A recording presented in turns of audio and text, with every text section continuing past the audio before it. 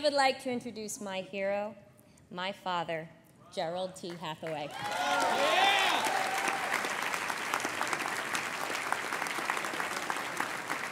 Yeah, Dad.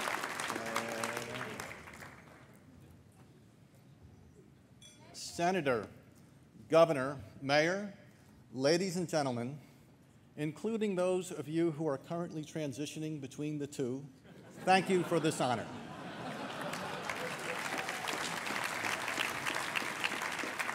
I see parents here. Welcome. I bet that if you asked yourself as parents 20 years ago whether you could have predicted that you would have been in this room tonight, where the whole point of getting together was to support and push an LGBT agenda, your answer would be the same as it would have been for my wife Kate and me. Probably not. 20 years ago, we did not yet understand that the struggle for LGBT rights was our struggle too. We thought that the issues involving our gay friends were their issues. We wished them well, but from a distance. One day, the issues came home. As Kate and I prepared for tonight, we rehashed, when was it that Michael came out? And the best we could do was put it in a range of about 8 months.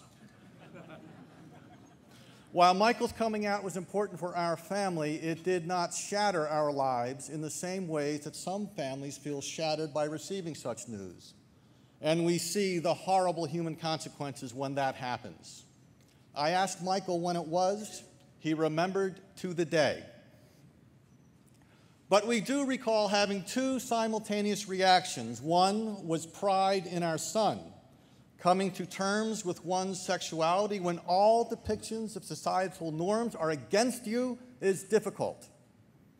We were very proud of Michael for coming to terms with who he was, and he continues to make us proud every day. The second reaction we had at the time was one of sadness. Not sad because he was gay. We were fine with that. But sadness because we felt then that his life was going to be a bit tougher than it would be if he were straight. And that was the moment when LGBT rights came home to us.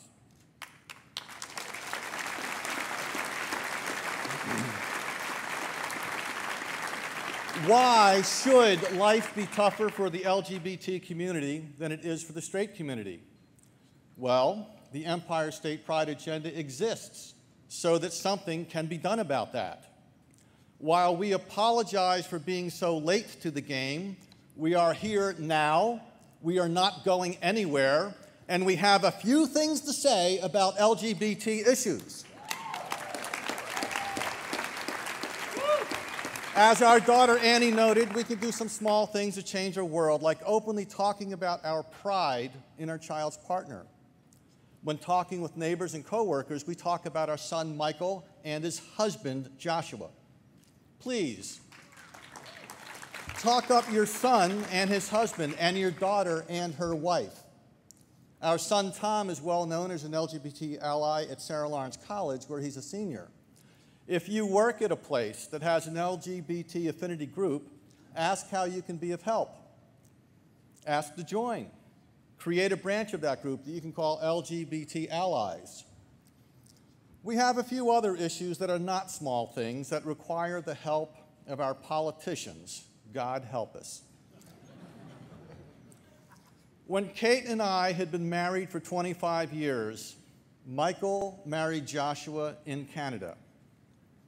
To all the members of New York's congressional delegation, we want you to know that Kate and I are now married 28 years and counting.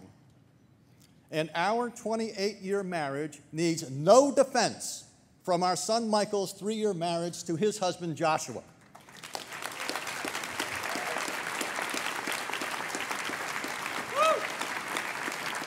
Thank you, Congressman Nadler, for introducing a bill to overturn all of the offensively named Defense of Marriage Act.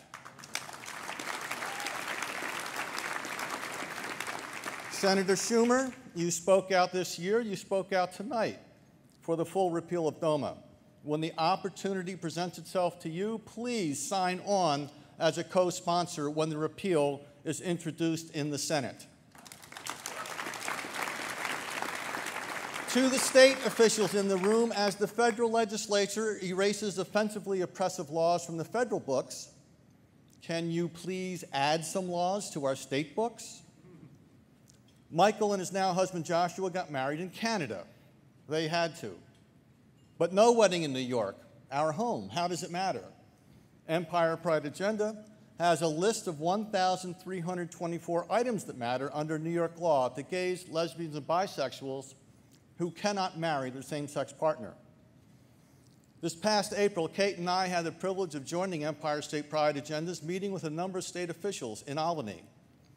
We thought then that at least 3 bills, marriage equality, gender, Dignity for All Students Act, were on track to becoming laws. And then the state Senate thought it would be a good idea to reenact the ending from Thelma and Louise.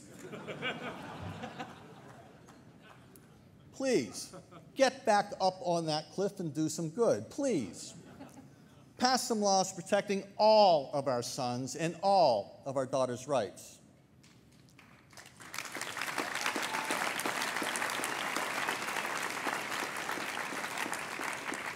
Parents of LGBT children, please stand with us as we stand for what we believe in.